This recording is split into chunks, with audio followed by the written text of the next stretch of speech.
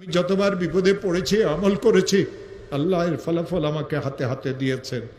এই পর্যন্ত সারা পৃথিবী থেকে 10 লক্ষের উপরে এই আমল করে যারা আমার কাছে ফোন করে। আফ্রিকা থেকে, আমেরিকা থেকে, লন্ডন থেকে 9 লক্ষের উপরে তো মানুষেরা এই আমলের শেয়ার করেছে।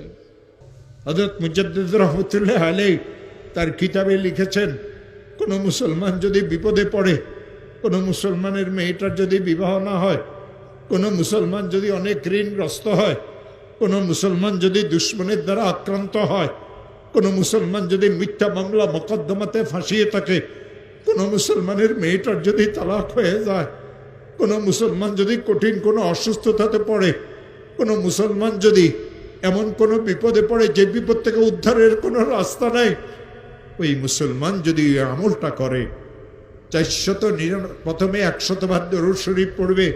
যেই দরুদ শরীফ সে পড়তে জানে, ইশারের নামাজের শেষে ঘুমের আগে পড়বে আল্লাহুম্মা সাল্লি আলা সাইয়্যিদিনা মুহাম্মদ 100 বার।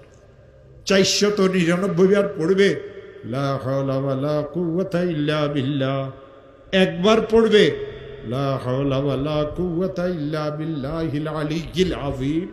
100 বার দরুদ শরীফ পড়বে, হাত পাতিয়ে বলবে মাওলা আমি অনেক গরিব মানুষ, মেয়েটার তালাক হয়ে গেছে, মেয়েদের বিবাহ শাদীও হয় না, ঋণগ্রস্ত হয়ে গেছি, ব্যবসাটা অচল হয়ে গেছে, মিথ্যা মামলা মোকদ্দমাতে ফাঁসিয়ে গেছে। যত কঠিন বিপদে হোক না কেন, যত কঠিন বিপদে পড়ুক না কেন, আমার মাওলা বলেন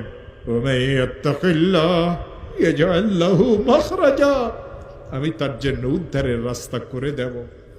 ও আমার প্রিয় ভাইরা, এই আয়াত আল্লাহ সূরা তালাকে নাজিল করেছেন। কেন সূরা তালাকে আয়াত নাজিল করেছেন জানেন? ইসলাম ধর্মে সবচেয়ে নিকৃষ্টতম জায়েজ হলো এই তালাক। এই তালাকের কারণে 2টা পরিবার ধ্বংস হয়ে যায়, মাসুম বাচ্চাদের জীবন ধ্বংস হয়ে যায়। এই তালাকের কারণে মানুষদের অবস্থার এমন সৃষ্টি হয় যে সে বর্ণনাও করতে পারে না।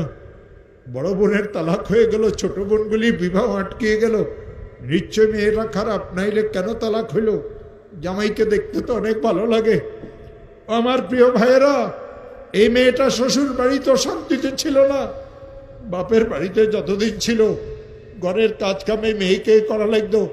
শ্বশুর বাড়িতে যাওয়ার পরে এই মেয়ের এত কষ্ট হয়, কাউকে খুলিয়ে বলতে পারে না। বাপ গরিব মানুষ, বাপের কাছেও বলতে পারে না, নীরবে সহ্য করে। যৌতুক নামের এক অভিশাপ মুসলমানদের ঘরে ঘরে ঢুকেছে। ইসলাম ধর্মে যৌতুক হারাম, ইসলাম ধর্মে যৌতুক হারাম।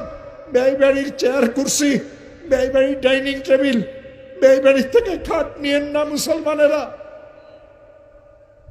শুকুরের গোস্ত, শুকুরের গোস্ত, শুকুরের গোস্ত। যৌতুকের অর্থ আর মাল এই 2টা সমান। ওই মুসলমান যৌতুক দিতে পারে, ওই মুসলমান যৌতুক নিতে পারে যে মুসলমান দাবি করার পরেও শুকুরের গোস্তকে চাবাই চাবাই খাইতে পারে।